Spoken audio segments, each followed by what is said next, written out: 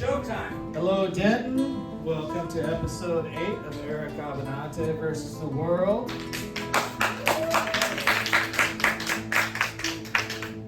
Eric's always had money problems, and but he's had a recent change of events. He's not even fully aware of what's going on. Because I'm in communication with his wife, so we've got a little surprise for him. We got a deal worked out with a sex toy company, and there's going to be some new Eric Abbenante themed fleshlights coming out. And his money problems are over. One's going to be called the Bagel. I'll let you guys figure out what that is. The other one's going to be his mouth. They actually got the thing set up so it's talking. It's going to say big time Jewish news producer. It's anti-Semitic. As it turns out, you know, these are being anti-Semitic and everything else, and they're going to come out with right alongside the Ladyboy line that they're also doing. So this is going to be the oh boy line.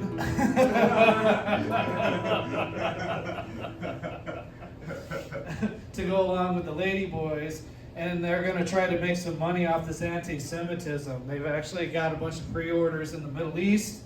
And it looks like, you know, these guys really have a way of, sorry, there's kids in the room, hate fucking these things is really popular.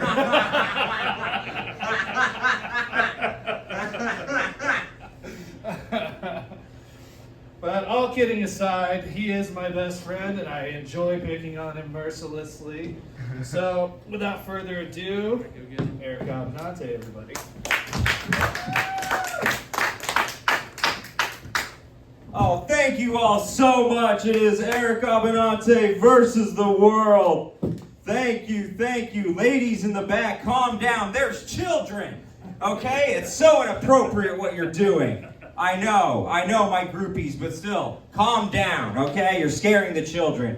It is Eric Abbenante versus the world. This is a political comedy show, and my job is to attack both sides, okay? I will only apologize if I didn't offend you, okay? That's the goal of this show. I am your court jester, even though I look like a weatherman who controls the weather. You know, unfortunately. You know, if you don't donate to Israel, you're going to get rain for 8 days. It's what's going to happen. But please, give a warm round of applause for my supportive sidekick, Steve Richardson. Steve the plumber. The one you're really here to see. He's the popular one. Everyone likes him. No one likes me. It's a real shame. No one likes me to the point that they gave the host the worst mic. I don't know what that was about. Pretty bad too. Yeah, I know. I was like realizing that. I'm like, oh my goodness. But that's our lovely Josh. He is the king of this place. We love him so much. I would be lost without him, dear God. Oh man. And Steve, I gotta update you. So my wife, she's been touring. She's like doing a show right now. And she got a do not disturb sign for our house, for our master bedroom when she's sleeping. She puts it on our master bedroom. So what do you do to do that? Do you have to wear like a bag over your head? Yeah. Through the place? Yeah. That's the only way I can't not disturb her is, you know, a face yarmulke, essentially. That's the only way. That's the only way I can be not disturbing her. And you got to think about it, like, what's the sign for? It's just us. How much foot traffic is in the house? And I was thinking, okay, do not disturb. She's not going to disturb me. No, I'm getting texts constantly. Bring me this. It's room service. You know, she's really turned it into the full hotel heart, or my house. You know, it's absolutely amazing. I have basically become a butler who eats her out. You know, that's my job. That's just a Hispanic butler, isn't it? Yeah, exactly. Bring me my generous helping of pee-pee, sir. You know, it's just, and I oblige. I of course oblige because I needed the money. Oh, It's so bad. But we perform every single week here at the greatest dispensary in Texas because some say that, laughter is the best medicine. And so we perform at the greatest dispensary in Texas, some say the world, Green Goddess Dispensary. Thank you, Green Goddess Revival. I love you so much. And it is a dispensary like Green Goddess Revival is threatened by the hemp ban that was passed during the government shutdown. And I don't know what Trump is thinking, Steve, after that email came out of him apparently, doing the dirty deed with Bubba, Bill Clinton. The only hope for him is Bubba Kush. Okay? He better not be banning hemp. Not a good move. Because I still remember what just happened. Oh, God, I can't get it out of my head. But we have big news, big news. So this episode is dedicated to the Epstein files. Very appropriate. Very appropriate for our audience. But half of our audience is wheeling right now. It's amazing. It's just amazing. Well, we have a beautiful audience. But yes, this is it's Epstein files happened. Tons of news related to it. Bernie Sanders commented on the Epstein situation. Finally. Yeah. I couldn't live without it. I mean, in his defense, he just kept hearing dirty Jew, and I had to respond. And so, he did a video and I watched it so that you didn't have to, and it basically went something like this. It's terrible what Jeffrey Epstein did to the girls. It's terrible what Jeffrey Epstein did to the women.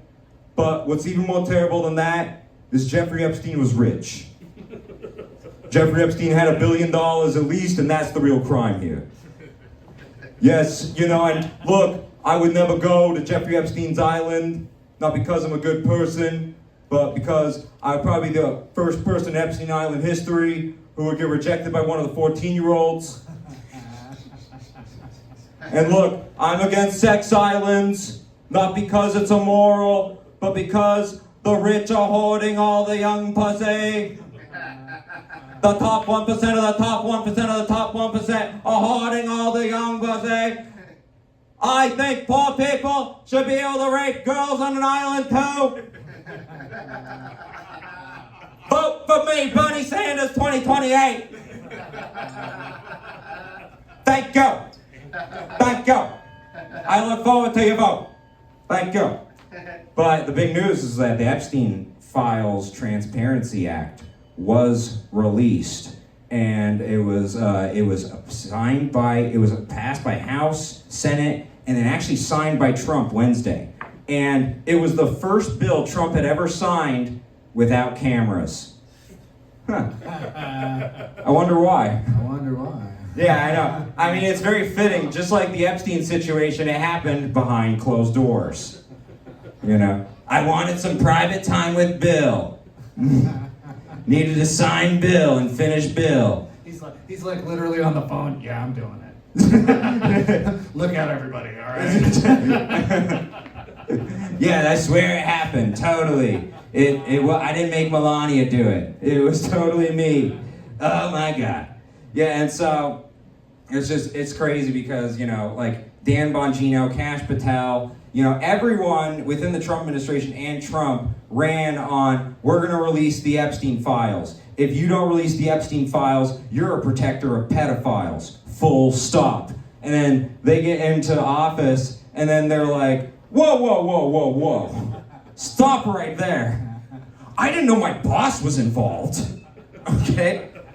Now, you got to understand, Steve, that's a tough one. That's a real tough one, Your first day on the job, you're like, okay, I did the full investigation on our company, and I found out that you, sir, the owner, are a pedophile.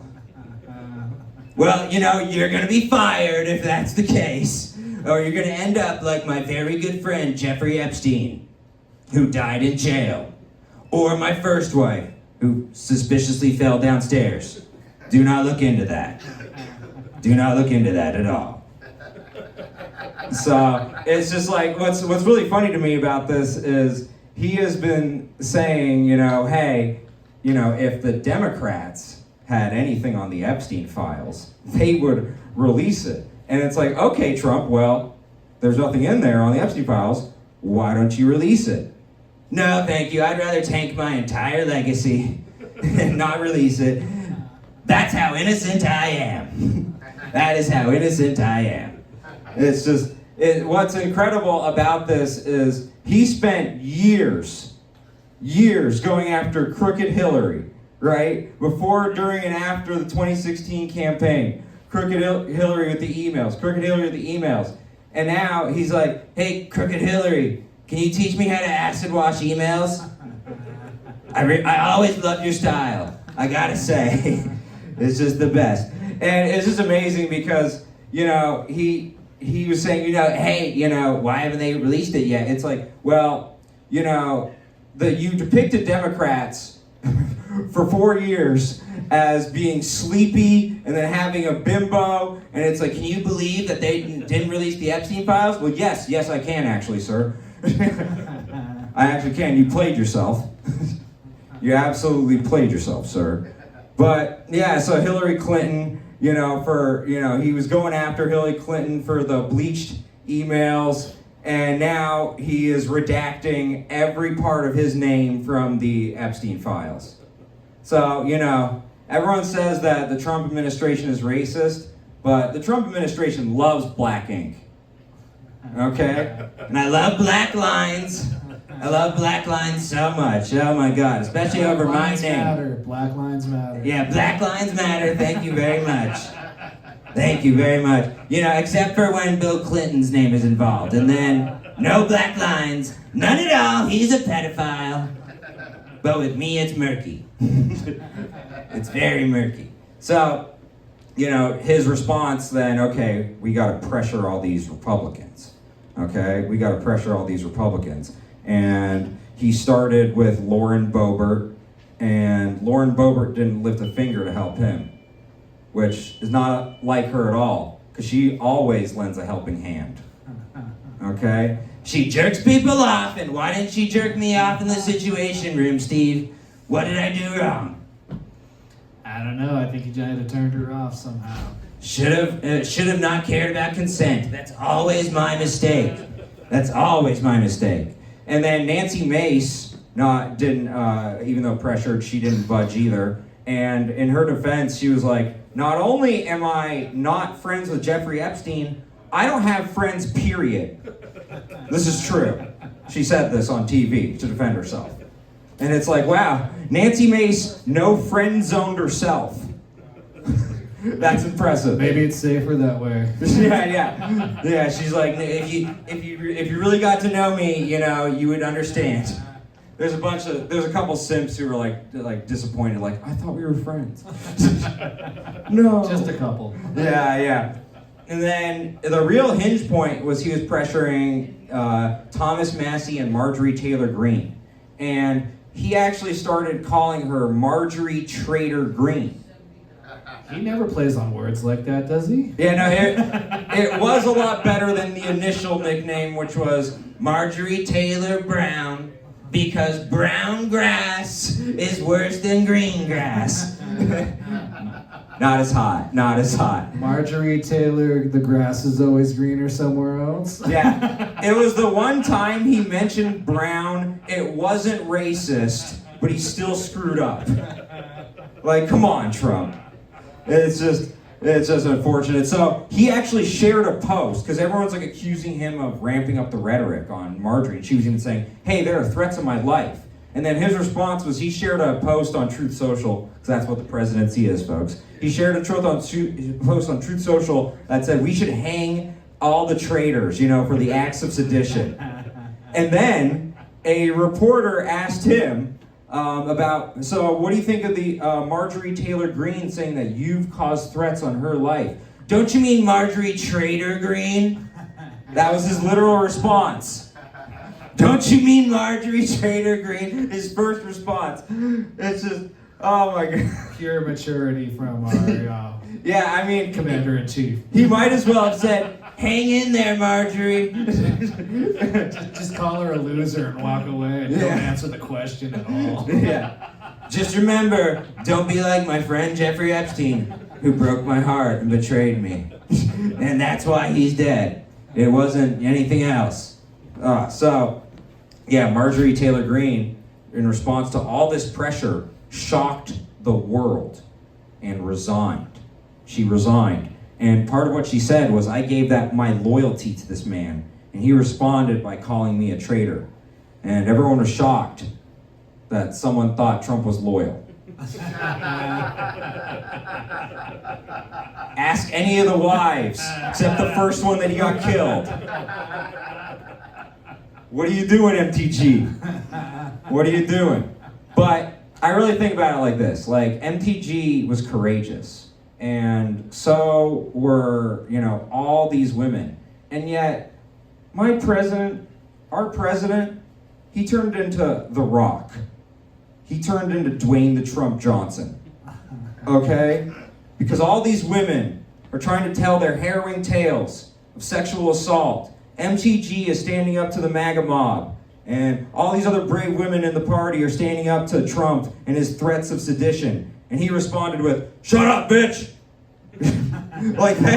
Oh my God, please, no, I don't need you to be The Rock right now. Please. But, look, what was really crazy was Trump met with Zohran Mamdani this week. And was very, cordial to him. And it's quite the contrast when he's literally threatening certain Republicans who are going to vote for the Epstein files, with their lives, and then Zohran Mamdani comes in, the commie mayor. The commie mayor comes in, and he gives him the Olive Garden treatment. When you hear your family. I mean, it must have been, if I was MTG or Thomas Massey, I'd be like, what is going on? What is going on? But look, so Mamdani and Trump, they were really chummy, but they had a meeting off camera before they were chummy on camera. And I have a feeling how that meeting went. So, playing the part of the electric superstar, sexiest man of the year candidate, Zohran Mamdani, will be my sidekick, Steve the plumber. And playing the part of the potential pedophile protector will be yours truly, Eric Abbenante, your host, taking all the tough roles. Okay. So Zohran, I am so glad to have you here in the White House. And I really wanted to meet you, man to Muslim. It's an honor, sir. It's an honor. Okay, well, thank you. So, we're going to go behind closed doors where we can finally talk, like we want to. And guess what? I removed all the bugs that Nixon installed, okay? So no one's going to be listening. It's going to be great.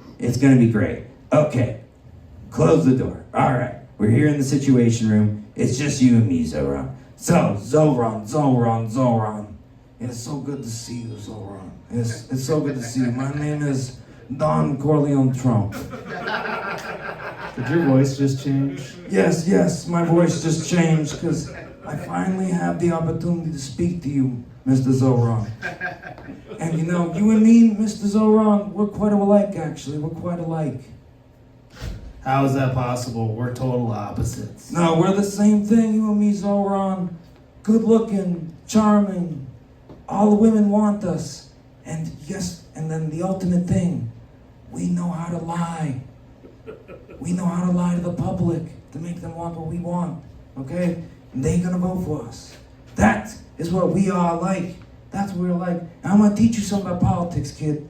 I'm gonna teach you something. All you have to do is keep lying. And then you buy more time. And then you have more time to steal money. And then you keep lying. And then you buy more time. And you have more time to steal more money. That's the whole game. That's it. You know Marjorie Traitor Greene? You heard about Marjorie Traitor Greene? That's what everyone's calling her. Marjorie Traitor Greene, why is she resigning on January 5th? Why is she doing that? So that she can get that lifetime pension. That's why she's doing that. So that she can lie, buy more time, and steal money.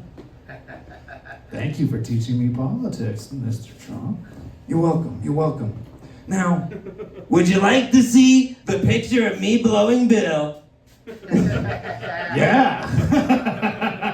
I was hoping that it's right next to the picture of pregnant Michelle Obama. Is that a picture of the Loch Ness Monster next to that one? No, that's Michelle Obama's dick. Oh shit. You cannot see that. That's Michelle Obama's dick. And then, of course, the painting next to that one is me, Jeffrey Epstein, and Hitler. Yep, we're all still alive. And don't ask about the 15-year-old. Don't worry. That looks like it was taken last week. Yeah, don't worry. Megan Kelly said it was okay. End scene. Well, do you think I sound nuts, Steve? You like my theory? I think it might be a little paranoid, a little weird, or Or it's Eric Abbenante versus the world.